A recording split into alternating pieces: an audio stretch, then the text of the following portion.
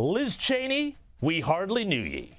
Joining a long list of never-Trumper Republicans who had treated the January 6 hearings as the chance to star in their own high school musical, Liz Cheney's campaign to be re-elected Congresswoman from Wyoming hit a wall this week when she was blown out of the water by a pro-Trump primary challenger, Harriet Hageman, by nearly 40 points.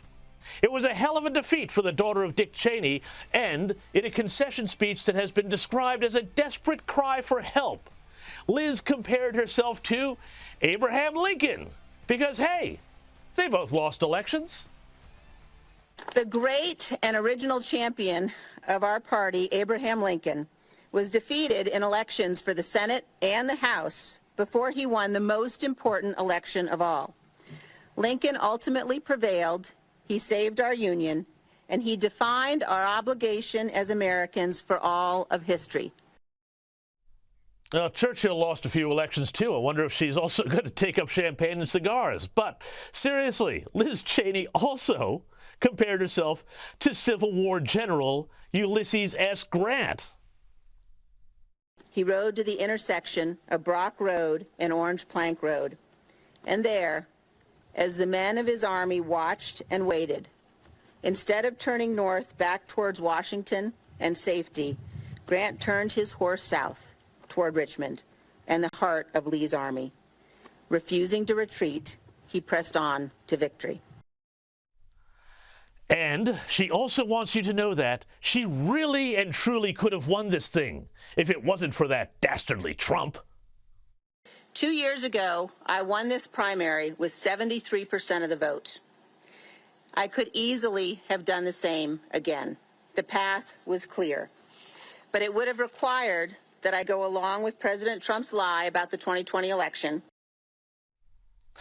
Now, a lot of Republicans are saying that what happened there in Wyoming was deserved comeuppance for a woman whose entire career has been trading on the name of her father, Dick Cheney, and who only turned anti-Trump because he threatened the family business of neoconservative politics and its foreign policy of overseas wars forever.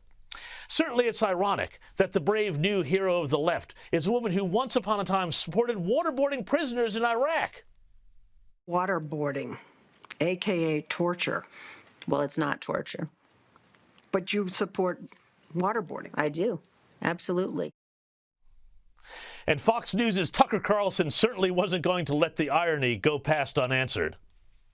I must say, I feel sorry for it. Turns out American voters are harder to deal with than Iraqi civilians. You can't just drone them to death. You have to obey them. Oh, it's so great.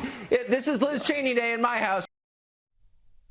But Republicans and Trump fans shouldn't get cocky, because as polling day approaches, the race is quite naturally tightening. And other polls suggest that issues like the FBI raid on Mar-a-Lago are further galvanizing Republicans to go to the polls in November. Meanwhile, as for Liz Cheney, she's hoping Republicans will have a chance to vote against her as president, possibly as soon as 2024.